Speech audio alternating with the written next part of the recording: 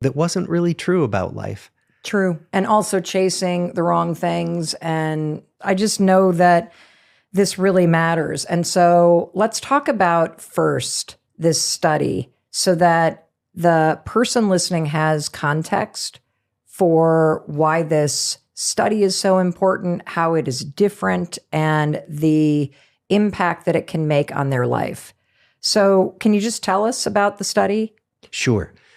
First of all, nobody would ever have dreamed when the study began that we would still be going today. It started in 1938, and it started with two groups of young men first, Harvard College undergraduates, so a very privileged group, and boys from Boston's poorest and most disadvantaged families, a very underprivileged group. And then eventually we expanded to spouses, we expanded to children. But initially, it was a study of thriving. The question was, what helps people make that transition from adolescence into young adulthood on good developmental paths? Mm-hmm. And of course, with Harvard undergraduates, we think, well, they've got their lives all set up. They're privileged. But with the inner city boys, and they were on average about 12 when they entered the study, the question was, how do some children from really disadvantaged homes manage to stay on good developmental paths and grow up into healthy, happy adults? So both groups were studied with the question of what helps us thrive. And how did the study work? So you started in 1938. You've got a group of two very different people, right? Or that's the assumption, because they come from very different backgrounds. And how did the study actually work? Well, the Harvard group consisted of 268 young men, and the inner city group, 456.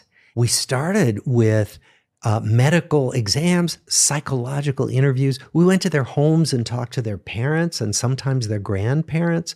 And the workers made notes about like disciplinary style in the home and even what was being served for dinner in 1938.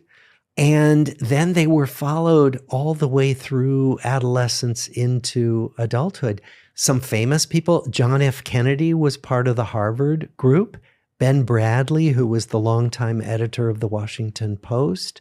The Boston Strangler was part of the inner city group. But most people were not famous. They weren't infamous. They were just living their lives.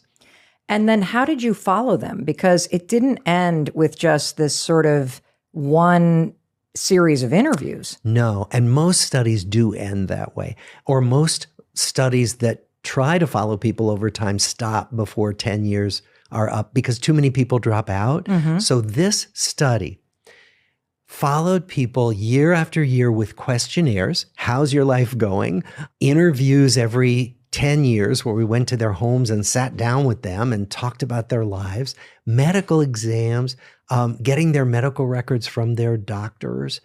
And then, and this is the coolest thing, eventually we brought in new techniques. So we studied the same big things like, physical health, mental health, work life, relationships, but we started bringing in new techniques as science developed them. So now we draw blood for DNA and messenger RNA. Those things weren't even imagined in 1938.